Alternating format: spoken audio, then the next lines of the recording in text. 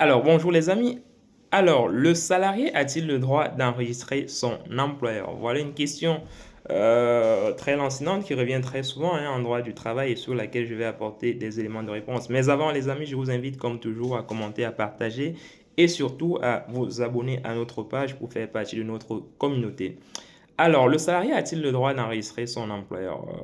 La réponse à cette question d'emblée est oui. Vous savez, lorsque la question de l'enregistrement se pose au sein d'une entreprise, cela suppose parfois qu'il y a déjà eu une situation de tension généralement entre l'employeur et le salarié et donc chaque partie cherche à se prévenir, à mettre de côté des éléments de preuve au cas où demain éclate un contentieux devant le conseil de prud'homme. Et vous devez savoir que récemment, la Cour de cassation a admis des preuves obtenues de manière déloyale dans le cadre d'un procès prud'homal. Donc, de plus en plus, nous conseillons aux salariés justement, dans le cadre justement de leur activité professionnelle, d'enregistrer les employeurs à leur insu dès lors qu'ils constatent que voilà, il y a une situation de conflit, parce que cet enregistrement-là ou ces enregistrements-là peuvent les servir demain dans le cadre d'un procès prud'homal. Donc, aujourd'hui, c'est effectivement des éléments de preuve qui ont une valeur, qui ne sont plus systématiquement rejetés devant le conseil de prud'homme. Donc, si vous avez l'occasion de le faire, faites-le.